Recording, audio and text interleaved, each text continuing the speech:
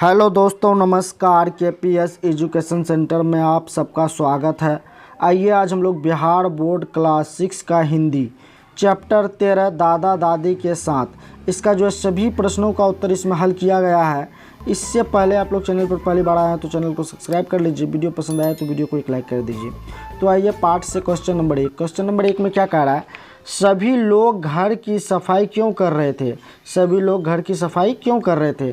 तो इसका उत्तर में लिखेंगे क्योंकि घर में कुछ खास मेहमान आने वाले थे।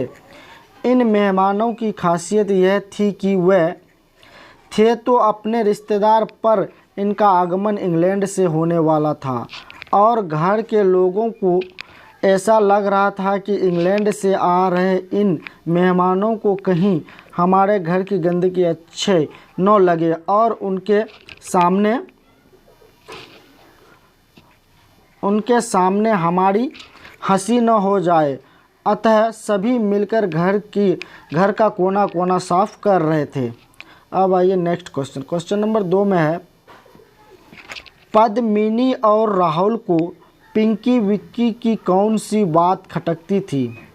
तो इसका उत्तर में लिखेंगे पद्मिनी और राहुल को यह बात खटकती थी कि अपनी भाषा में न बोलकर न जाने क्यों वे सदा अंग्रेजी में ही बोलते हैं। यद्यपि वे यानी पिंकी विक्की इस बात को अच्छी तरह जानते थे कि राहुल और पद्मिनी अंग्रेजी के साथ हिंदी भी अच्छी तरह समझते और बोलते हैं। इन्होंने तो सोचा था कि भारत आकर इनकी हिंदी का ज्ञान और भी निखर जाएगा। अब आइए नेक्स्ट क्वेश्चन। अगला क्वेश्चन है, पद्मिनी के उत्सुकता का क्या कारण था? तो इसका उत्तर में लिखेंगे पद्मिनी दादी के पास रस्सी से बनी चारपाई पर बैठी थी। दादी ने उसको अपने से बिल्कुल सटा लिया था और उसके रेशमी बालों को प्यार से सहला रही थी। बाहर काली रात के साये में मेंढकों का टटराना सुनाई दे रहा था। आकाश में तारे छिटक रहे थे। पद्मिनी को लगा वह किसी बीते हुए अतीत में वापस आ गई है। यह था डैड का देश और इस देश का जीवन और प्राचीन सभ्यता। अब आइए क्वेश्चन नंबर 4। क्वेश्चन नंबर 4 में है, राहुल और पद्मिनी को अपने गांव क्यों अच्छा लगा? राहुल और पद्मिनी को अपने गांव क्यों अच्छा लगा? तो इसका उत्तर में लिखेंगे राहुल और पद्मिनी को अपना गांव बहुत अच्छा लगा क्योंकि इससे पहले उन लोगों ने ऐसा नज़ारा कभी नहीं देखा था। गांव के ठंडी और स्वच्छ हवा, अंधेरी रात, नभ में टिमटिमाते हुए तारे, मेंढकों का टटराना और खाने में हमारा देसी व्यंजन और संयुक्त परिवार, ये सब राहुल और पद्मिनी को बहुत अच्छा लग रहा था। अब आइए क्वेश्चन नंबर 5 में है, किसने कहा, किससे कहा और क्यों कहा? तो इसका कौन है, अच्छा किया जो इन्हें हिंदी सिखाई। तो इसका उत्तर में लिखेंगे यहाँ पर हम, राहुल और पद्मिनी के आगमन पर सभी नाते रिश्तेदार संबंधी उनसे मिलने आ गए। दिन भर लोगों का घर में आना जाना लगा रहा। रिश्ते के भाई बहन, चाचा चाची, दादा दादी, बुआ फूफा के आने से घर भरा रहा। बच्चों को देखकर ये सभी अपनी अपनी टिप्पणियाँ देने लगे।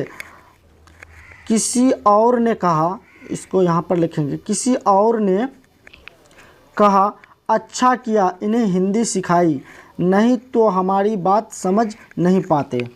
तो इसका उत्तर जो है इस तरह से देना है। अब आइए नेक्स्ट क्वेश्चन। ख में है, ओहो आई एम सॉरी, ओहो आई एम सॉरी। तो इसका उत्तर में लिखेंगे पद्मिनी और राहुल के संग घर के लोगों का दिन बीत गया, शाम हो गया और आज फिर बिजली गुल हो गई। इस स्थिति से निपटने के लिए पिंकी ने सफाई देते हुए कहा, ओहो आई एम सॉरी, तुम क्या सोचोगे, कैसी कंट्री है इंडिया। इस तरह से इसका आंसर लिखना है। नेक्स्ट क्वेश्चन है, अपनी भाषा होते हुए भी न जाने क्यों वे सदा अंग्रेजी ही बोलते हैं। तो इसका उत्तर में लिखेंगे ये विचार है पद्मिनी के। वह सोचने लगी कि अपनी भाषा जानते हुए भी वे न जाने क्यों सदा अंग्रेजी में बोलते हैं उन्हें मालूम था राहुल और पद्मिनी दोनों भाषा हिंदी और अंग्रेजी भली भांति जानते हैं। अब आइए घ नंबर में कह रहा है, अच्छा यही है तुम्हारी बेटी। तो ये शब्द बुआ फूफा ने पद्मिनी से पहली मुलाकात पर कहे। नेक्स्ट क्वेश्चन है, लगता है बेटी माँ जैसी है, वही नीली आंखें और काले बाल बड़ी सुंदर निकली है। तो इसका उत्तर में लिखेंगे, ये वाक्य भी घर में आए रिश्तेदार में से किसी के हैं। डैड यह शब्द सुनकर फूले न समाते थे। उन्हें अपने इन भतीजे और भतीजी पर गर्व हो रहा था। अब आइए पाठ से आगे का क्वेश्चन नंबर 1, इस कहानी में किसकी भूमिका आपको अच्छी लगी और क्यों। तो इसका उत्तर में लिखेंगे, इस पूरी कहानी में सबसे अच्छी भूमिका दादी की लगी। दादी ने विदेश से आए बच्चों का अपनी प्राचीन भारतीय संस्कृति का एहसास कराया, जो पद्मिनी और राहुल के भारत आने का उद्देश्य था। अब आइए नेक्स्ट क्वेश्चन नंबर 2 में है, क्या आपको लगता है कि यह कहानी अधूरी है? यदि हाँ तो क्यों। तो इसका उत्तर मिल गया, इस कहानी का अंत अचानक होता है। खंडहर देखने की बात पर कहानी का अंत हो जाता है। खंडहर की यात्रा के विवरण से पानी का अंत परिपक्वता के साथ हो सकता था, जो लेखक ने नहीं किया।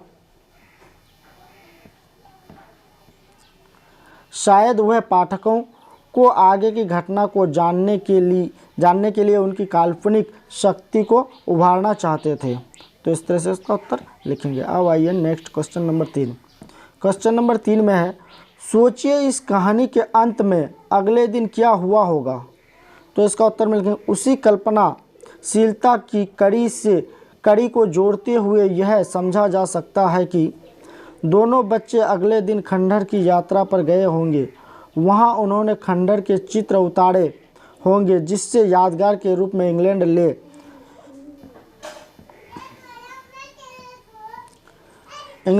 जाएंगे। कुछ नए पक्षी राहुल ने देखे होंगे और उनकी बोली उनके कार्यकलापों को आत्मसात किया होगा, जिससे वे अपनी डायरी में नोट करेंगे ताकि इस पर वे गहराइयों से अध्ययन कर सके। अब आइए क्वेश्चन नंबर 4। क्वेश्चन नंबर 4 में है, अगर आपके यहाँ कोई संबंधी आए तो आप क्या क्या करेंगे। तो इसका उत्तर में लिखेंगे, इस प्रश्न का उत्तर अलग अलग परिवार और व्यक्ति का व्यक्तिगत मामला होगा और फिर इस बात पर भी निर्भर करेगा कि आने वाला मेहमान की श्रेणी क्या है।